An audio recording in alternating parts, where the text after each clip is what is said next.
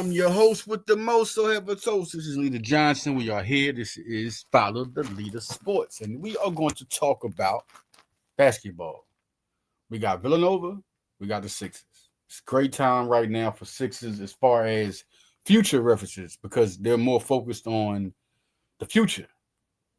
The future. That is it. The future. And I think that's good. You don't go to get caught in the old shuffle. You know, like Chicago Bulls. As soon as Michael Jordan and Pippen go, they didn't know what to do. You got a lot of teams that end up like that. Utah kind of like in a way ended up like that. I mean, teams end up getting lost in the Lakers in a way, but they know how to kind of like balance it a little bit. They be them for a couple of seasons and they right back in the playoffs. It just always happens like that with the Lakers, but it's different. Different. Now listen. In the Utah, what you're looking for in the summer league is not like a championship or wins. It's good to get one for your franchise, or if you're a Philadelphia fan, I'd love to see the Sixers win a summer league championship in Vegas right now. But in all honesty, you're looking at this team. You're looking at who's good, what young players you see that are good, especially if they already signed to your team, what two-way players that can come. You're looking to see what guys are developing. And what I'm going to go with right now is the first guy I'm going to say, you have to say his name first. It's VJ Edgecombe. Number 3rd overall pick, 28 points his first game, 15 points. I mean, he really lights up the thing is that he fills up the stat sheet. 28 points, 10 rebounds, 4 assists, 2 blocks, two steals, a block in his first game. Now you looking at him back, another game, which they played, he had 15 points, 6 rebounds, 4 assists, steals, block. Like, he's just one of those guys. He's going to be active on both sides of the court. He's going to be active. He's going to be super active. And that's good. He's going to make an impact on both sides. He's just not going to play. He's going to make an impact. So, I mean, they got a blessing. Really, if I look at I wanted Ace Bailey, right? Let's just keep it real. I wanted Ace Bailey. But it wasn't like I didn't think VJ wasn't good. I remember when Villanova, Neptune was around, Villanova was one of the top guys they was recruiting, and he ended up going to Baylor. Everybody was recruiting VJ Edgecombe. He rose and rose and rose. And he was the 5th prospect out of high school in the country. And he impacted 15 a game at Baylor. They in the NCAA tournament. I mean, this guy's an impact guy. It wasn't like I wasn't saying that. The perfect fit, looking at Philly, seeing Paul George, seeing Joel Embiid, seeing Jared McCain, seeing Tyrese Maxey, the 4 position was open. And he's the 4. He's a guy that could play the 4. He could play the 3, he could play the 4, Ace Bailey. But then I was remembering my shout out to Clint Green. My guy, he beats on it's my cousin there, he beats on the shows. He's Philly Sports Mind, very smart guy. He was talking about VJ Edgecombe, he was talking about Trey Johnson. And we was talking back and forth, and I didn't think they were going to go for a guard.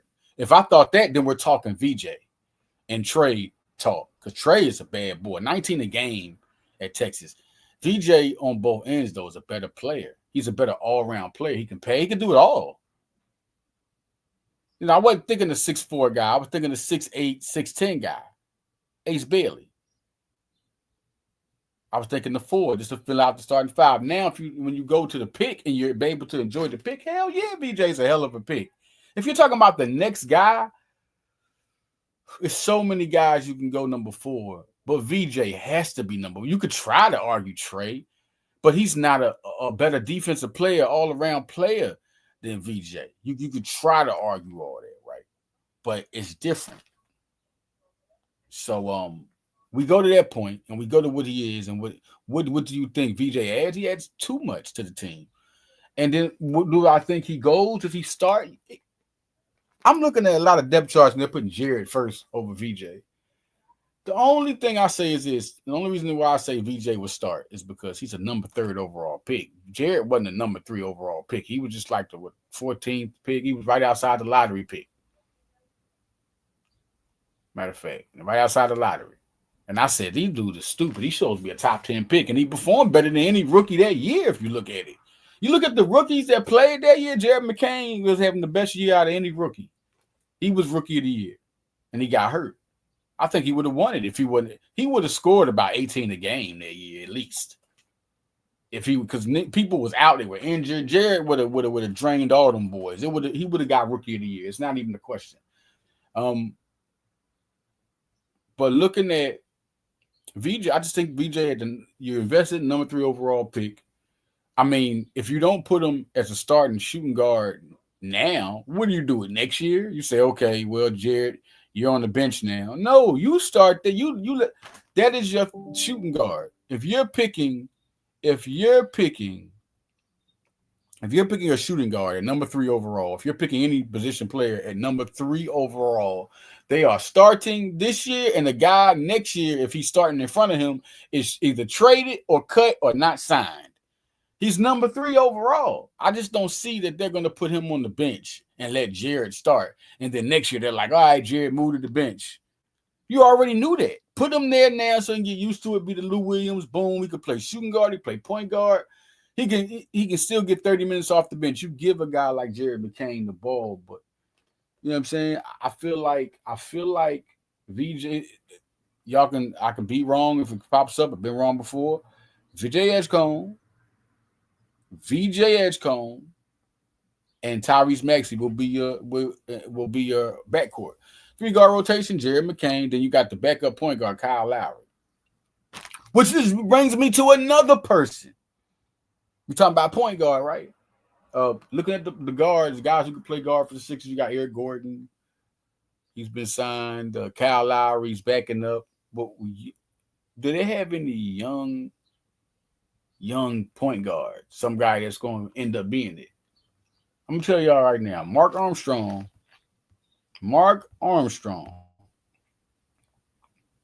got down last night. Mark Armstrong, I remember I was around his recruiting, talked to his mom, shout out to his mom. Listen, man, the guy we talking a guy that played Team USA and you know what I mean, and he showed out there.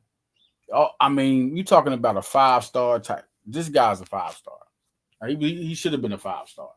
Mark Armstrong was one of the best point guards in the country, best players in the country. Every time he goes somewhere, he shows out. When he went to Nova, the system was kind of different. He was recruited by Jay Wright. He was recruited he was recruited in the good class that had Cam Whitmore, who now plays for the Washington Wizards, and Brendan Housen. All right, good class.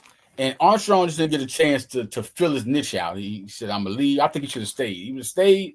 Armstrong would have got the unbelievable play. But what you got to look at is this: after your first year hype, you have to. If you're staying a second year, you better have already been good that first year and lived up to that first year hype that they put you at. You know, that draft status. It's like Imani Bates. After Imani Bates, first they expect him to be the number 1 pick overall. One and done. Once he didn't fulfill that first year hype, his second, you would think they would be like, oh, the second year, we're going, all these schools would be after them. No, the Eastern Michigan, he balled out, but his first year hype was gone. Now you're looking at non-drafted or second, like it's crazy. If you don't live up to that first year hype, wherever they put you at, you better. What I mean by live up to it is either you're going to leave when they say you're going to leave, or after that first year, that first year where they say you're an NBA prospect. If you don't have those first year stat numbers, like say you live up to that first year stat and you get, whatever you're supposed to get that year to make you a lottery pick after a one and done. If you stay next year, you're still a lottery, believe that. Or they're going to see if you go up because you already lived up to that height. So now you're still going to be drafted in the same position or higher in the second year. And then you're going to get NIL money. Now, if you don't live up to that hype that first year, it's over. That's it. That is it. You might as well come out that year anyway because your hype is in that year. So that's where Mark Armstrong really is caught at. Mark Armstrong, did his thing at Nova. He played pretty productive. He wasn't as productive as everybody thought he was going to be. It just wasn't the right situation. The offense, he didn't get the ball like he's supposed to get. That next year he would have got it. So he went to the NBA. So last year, he made his rounds and now he's back. And I tell y'all, this guy's talented. It's not even a question. He can shoot. pass. And last game, he proved it. Off the bench, too. That's the crazy part. I'm like, off the bench. He came off the bench.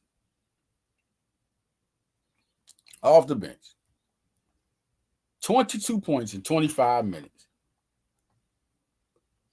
Now, Slauson had 26 minutes. Jalen Slauson, he didn't get them type of points. You know why Mark Armstrong, they kept him in the game? Mark Armstrong hit 4 3-pointers. He's 4 for 8. He did 2 nice dunks, passing the ball. He did everything. 2 steals, +8. Yeah, a +8 rating. Like, he really did what he was supposed to do. And if I'm telling you right now, I'm a fan of Mark Armstrong. That's the first thing. And I'm a fan of Villanova. So let's put that in there, right? So, but we're not going to count that. We're going to count what you just saw. We're going to count looking back at who he is out of high school. We're going to count his talent. He's played with Team USA. Like, ask Cam Whitmore about Mark Armstrong. Like, listen, man. And, Cam draft pick, which another guy they let slip all the way down. It was crazy because he's about to ball out at Washington. Cam Whitmore finna dog people at Washington, man. You crazy? Now, he want the ball, and I feel him because he know with the ball he could produce. He know with the ball he could produce. So what are we talking about? He knows with the ball he could produce. So Cam want to go. So Cam's about to get down. And then I heard, like, shout out to my cousin, shout out to Clint Green, man. Listen, he said Washington gonna make the playoffs. I said, the playoffs? Playoffs? Yo, he said the Wizards, and I told him to name me some players on the team, right? And he said, I said, name me some players on the team. Name me some players on the team. He couldn't even do it. He named a couple of them, but all reality, we got to see where they go. Wizards haven't been relevant in a minute. But one thing's for sure, two things for certain. Cam Whitmore's finna ball out, man. They got them, but I think out of all and Alexander Sarr going to show y'all he's a good two-way player. I'm not saying a star, but dude's going to be impactful. I think after the first year he played in the NBA, I think he'll start showing people what he's made of. But I don't see them playoffs. All right.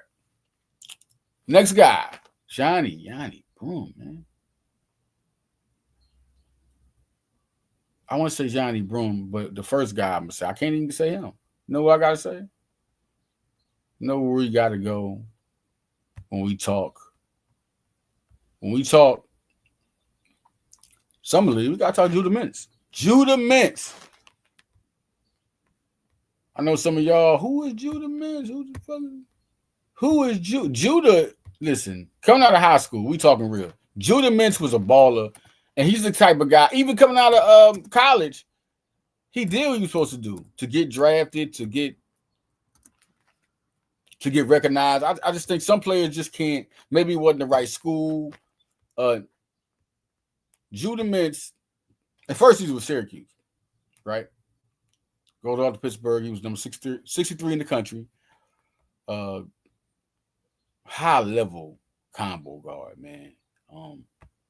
Judah did his thing he's supposed to do in college. He really, I just don't get. But the thing, I got the call today that Judah can't shoot.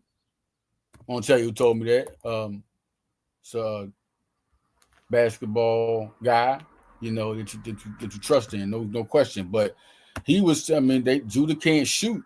Judah did his thing. He did his thing in the summer league games, and he averaged 18 points a game in Utah. He has been showing nothing but drive. 16 points a game, 18 points a game at Syracuse.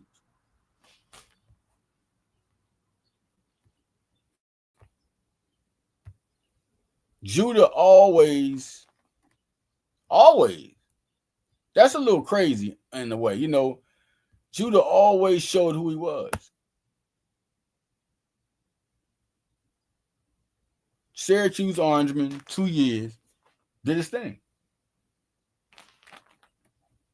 Now he's here in the summer league and he's showing people. He plays with the Blue Coats. He's not with the Sixers. He was waived. He was signed, bombed, and waived on October 17th. They get players. I think Mark Armstrong going to get signed and waived because he's going to get a two-way. They going to want him. Judah was on an Exhibit 10 contract last year. That means with Exhibit 10 contract, if anybody doesn't know, Exhibit 10 means you're signed, but you're not going to get there unless you make the team. You got to make the team to get that contract, to get that money. If you make the team, so you got Exhibit 10 contract, but you still got to get signed to a two-way. You know what I mean? Or any type of contract to get that money. So if you don't make the team, you don't get money. You have to make the team. That's what Exhibit 10 means. So when y'all see that, that means if you don't make the team, what are we talking about? So Judah didn't make the team, but he was with Blue Coats. And Blue Coats going to be crazy this year. You got Yanni Broom, he going to get some time. I'm pretty sure Boner going to get some time. That's a busy thing there. Trenton Watford, Jabari Walker's going to get in it. Dominic Barlow. Like, they got some good two-way guys because these guys, Barlow and Jabari Walker, all these guys have played in NBA play and they have got good numbers, solid numbers that they contribute right off the bench. We talk about rebounding, talk about passing the ball, talk about shooting the ball, athleticism, playing above the rim. I think that's all they need. They need this type of team. Guys that can score on you. We ain't talking about 30, 40 points with the ability to score their points, but guys that can score at least 13 on you. We counting on 13 if they get a free 20 minutes, maybe at the highest 13. Jabari Walker, them guys can do that. They can rebound on you. They can pass, play defense. These boys is all about that. They all about it. And I'm looking at this team, right? I'm looking at the young players that are involved with the Philadelphia 76ers. And it's a good future you're looking at now. Now, last year, that was like backyard gang. They were just getting anybody, bringing them in. The liquor store guy, the guy at ShopRite, the man standing by the red box. They had everybody playing last red box. I said red box. I know y'all like, oh my Jesus, he went way back. But no, the young team is good. Joel Embiid, I know it's a big thing about if he gets healthy, and y'all until that happens, y'all cannot count on that. Just when it happens, it happens. And how serious is the injury? Paul George, don't be crazy about that. He's rehabbing. He's gonna get. It's not an out for the season. They would have told you that. It's just the fact that he get hurt. I know people tripping, but Paul George will be back. He'll be productive. There's no question about that. Tyrese Maxey, you know it. Now, this is what I'm telling y'all in the in and out and out. What you look for is at least, this is what you got to aim for, at least 60 games from Paul George and Joel Embiid. That's all you need. There's no way in hell, if this team still has to depend on both guys being there to win a game, then we're not there anyway. For George and Embiid, if Embiid, you got to start making this offense to where it's people you can depend on when they're gone. Justin Edwards this guy is really a gift to have him because he's very young, super young. He's super young, right? He's super young, and he got so much more to go. This guy can shoot from the outside very good. I mean, he's going to get better, and he's really a scary. He's going to be the successor to Paul George. He's really a good player, and they got lucky to get I remember I'm talking to Clint Green, man, and I'm like, listen, what? He's like, man, they didn't know where to play him. That was the whole thing. You mean you don't draft them through 60 picks because you don't know where to play him? Me being told that, that means you do not know basketball. You should already know off the size. He's a small forward. Whatever else he can play is added. If he can guard the 4, he can play. He can guard the 4. You can put him in lineups. You can guard the 3. Boom, he can shoot. So listen, that's crazy. That's crazy. So now Philadelphia got gifted with him. Once again, they had a good draft. Jared McCain and Boner. Boner's looking good. He had 9 points, 8 rebounds, 6 blocks. He's looking like a Ben Wallace type guy, 2.0, because he got the better offense still a game early. And Boner was one of the top guys in the country coming out. And he was looked at to be the most athletic person in that draft. And they ended up getting him. I mean, he could have been going in the first round. First 30 picks, Boner could have been out of here, and they got him. So now you go this year, and they get VJ and Yanni Broom, 14-10, 8-12 games, 22 or 20, 24 points, 13 rebounds. Like, He's starting to get, and then that 3-point shot is falling. That's the big point. I remember when my guy, shout out to Chat now, Eagles Chat, Chase Senior and his guys at 76, they do the 76ers chat, and they didn't like the pick. And that's your opinion. I mean, you just don't like a player, but you don't think he's going to be good. That's when you got to analyze, people. This guy was good at the highest level of competition. He even played against Cooper, and he had a hell of a game. Like, he had the better game. Like, this guy's that good. Now, if you want to know if he get the 3, that's a different story. But whether he's going to be a productive NBA player is one another thing. What you're looking for probably is star potential. I don't know if they're looking for, but you're looking for a productive player at the 4. And what I saw out of college, I was already like 12-7. Just like that. Without even telling me he's going to step. Looking at his talent, 12-7. The man played against the highest competition, was in contention for player of the year. If it wasn't for Cooper being there, he would have got it. He would have got it. You know what I'm saying? Yanni Broom is going to be, now looking at him, now if you look at him, I mean, it's a summer league. No, the man's playing professional basketball. I don't care. All these guys are competing for an NBA roster, so he's housing these guys. So it's no way you can. There has been guys that have played good in summer league and ain't nothing. Just like there's been guys that played good in college and ain't been nothing either. It happens. There's been guys that, had a good first year in the NBA and then it's over. That's not what we depend on. We're looking at what we're looking at. And the man can hit the 3-pointer. He's looking at a guy that can go double-double. I said 13. I said 12-7. No, I'm going to say 14-10 now. That's him. Once at his peak, if he gets 30 minutes, he's 14-10 right now. Give him 30 minutes right now. He's 14-10. And he can play defense. He's not an athletic guy. He just knows where to have his hands at. He knows how to play basketball the right way. You know what I'm saying? So that's just what it is. And this dude looking real good. I mean, he's looking like a steal. He should have been in the lottery, and I think people are stupid.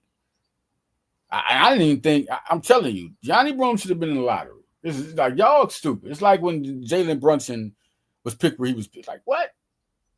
I said, y'all stupid. What are y'all doing?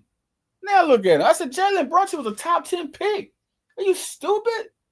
Like, what was you looking at? The man just won the national title as a junior. He won it as a freshman and a junior. And they didn't draft that man. When you're looking at Yanni Broom has been in every single program he's been to. He's been an impact player. So you look at that. When he came to Auburn and impacted, nobody in the scout board was like, wow. He goes from a little school, a little program, to a more big program, and the same. This guy is just that type of guy to impact. And none of y'all saw that. They got 2 lottery picks. Then you go and you look at Hunter Salas looks good. He's going to be real good when he hits Delaware. When he hits the Blue Coats, he's going to come out like a monster. He's going to average 20 a game. It's a Blue Coat. Kiva Luma is always playing good. I said he's one of the guys I was watching. He's looking good out there. Looking more at where I want to go, Dominique Barlow had a good game, 19 points. He showed it. This guy can play. He's played in highest level competition in college and in high school. He was one of the top high school guys. Played the overtime. He showed who he is. And then you look at the games he's had at an NBA level. When people get time to play in the NBA, like Matt McGlung. Matt McGlung was at the Sixers. And every time he got a chance to play, he impacted.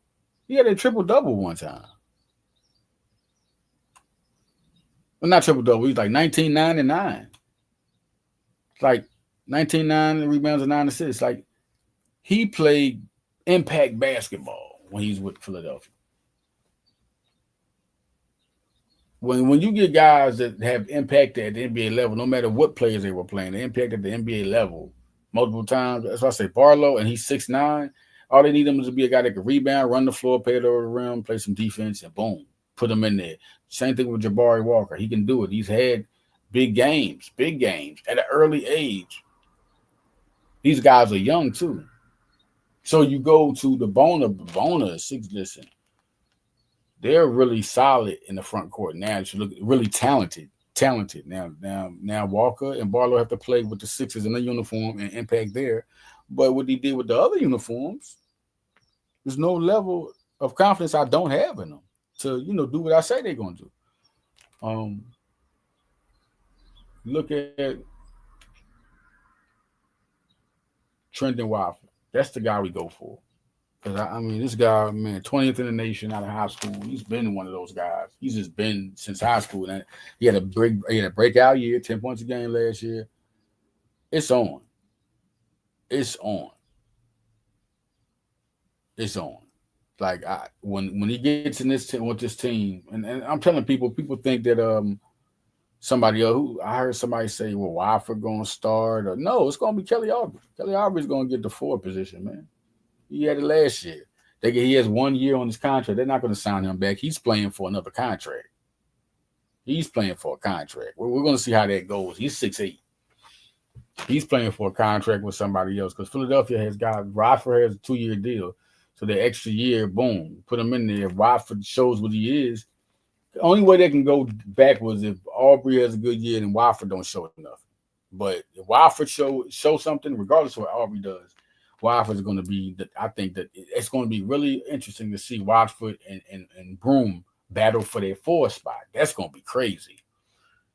Who knows what happens with Walker and Barlow? One thing is that they're good depth in case we need power forwards. Then you look at these guys, they'll probably be able to get Walker or Barlow, sign them to a contract on the bench 1 to 2 years, maybe even 3 years, because nobody's going to ask for nothing big out of these guys. So now you got 2 guys you can put on your bench and put at the 4 and, put in there for depth, in case some time to start, somebody get hurt. It's really a benefit that's going on. Andre Drummond has 1 more year, and Bona is going to be their guy. Bona is looking like a center, the backup center for the Sixers. He's looking like that guy that's going to create a lot of havoc, especially with the defense. I'm just looking and talking about, before we leave on the Sixers tip, it's just big. It's just huge to look at what they are being a young team. Being a young team, man. A young squad that can play. And I think it's going to happen. Just now, like I say, Ricky Council's coming back. Who knows if he gets traded or whatever. They just got a lot of good young. It's just like that. They got a lot of good young players real fast.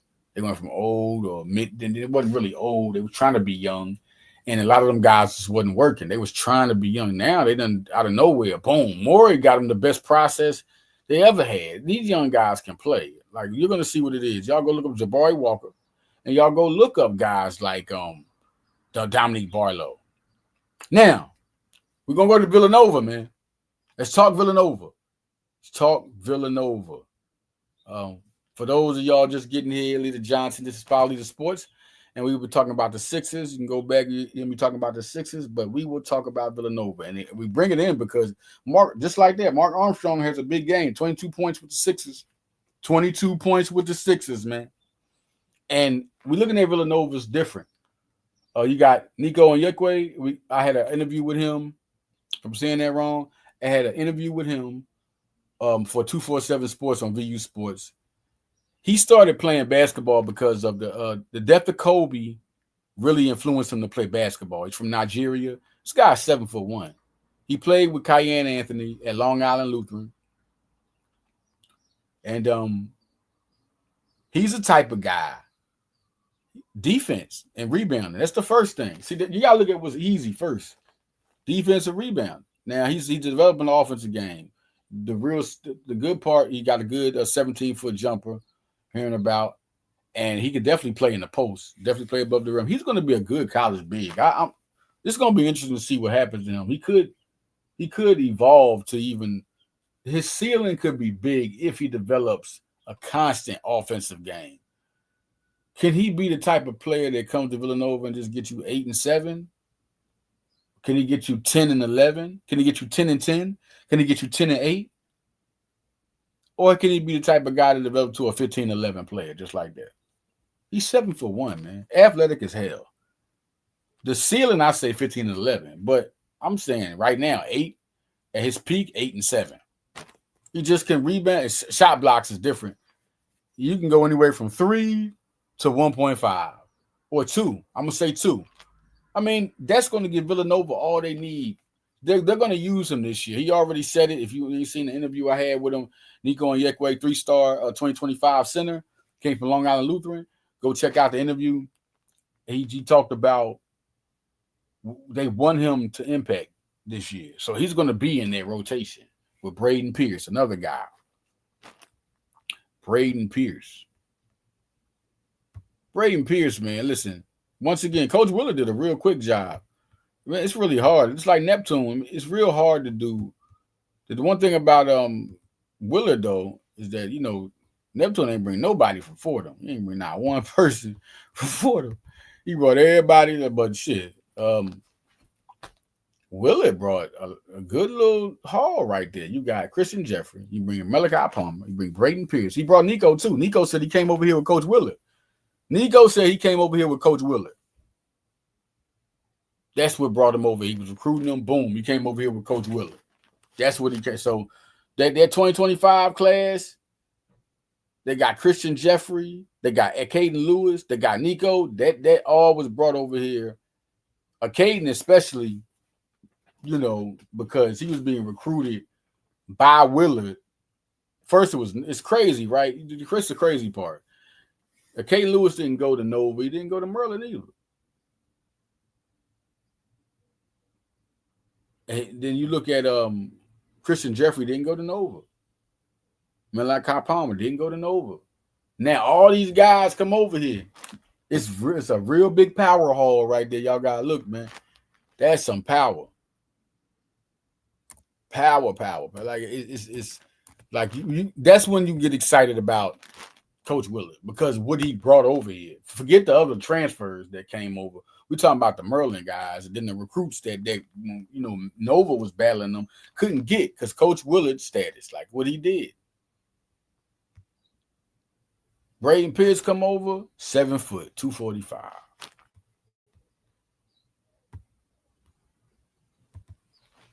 You got Nico and Yekwer, man. Listen, another big guy.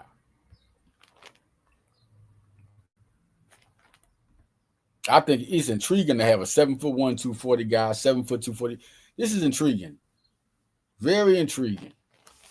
I'm really more intrigued than him because he's just still learning. He's just learning. Like he just started really playing basketball. So it's very interesting. Very interesting to see this. And then you look at Duke, but Duke Brennan, to me, I think he's going to be the center. He's going to start, be the center. I thought that was I was thinking he was going to be the power forward, but we're looking at it now. That's Duke Brennan is going to be the center. He's going to play center, and Duke Brennan is 6'10". Big 6'10", 250 guy. Put him in there, double guy. I think he'll have a good season. Give Braden and Nico a chance to learn and get in the rotation.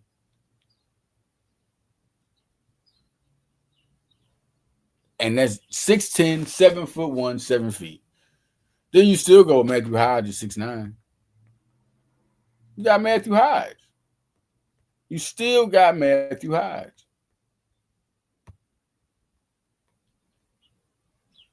You look at this squad, look at this team, and these guys are ready to play. I just think them being big. Duke Brennan has been an athletic prospect, a productive prospect, a power prospect. That's good to have right there, center.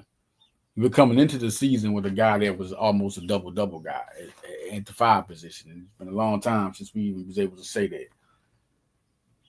Near a double-double, this is big. Played with Grand Canyon. Well, he dominated. Well, he did his thing at Grand Canyon. So now he's at Nova.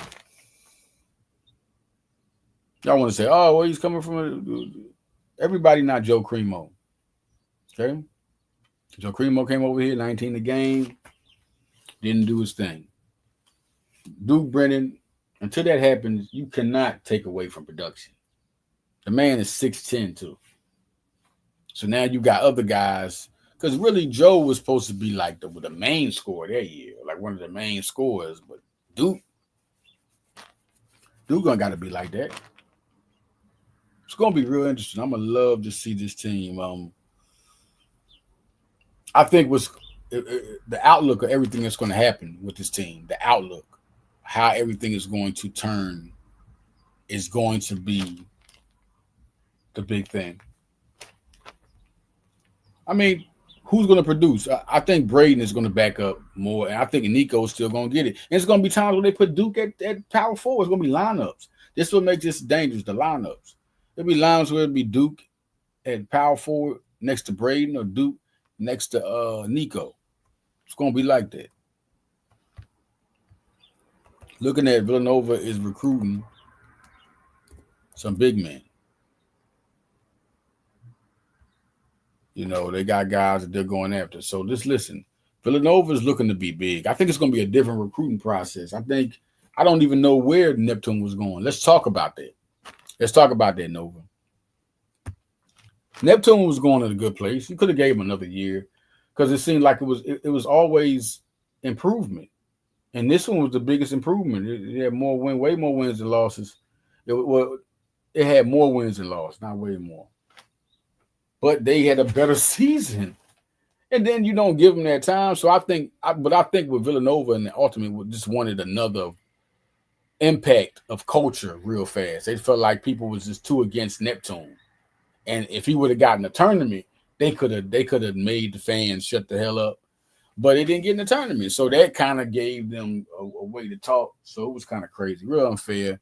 You know, this is how this place is, this sports is. And right now, Coach Willard has a reputation. He's building on that. Neptune never got to do that.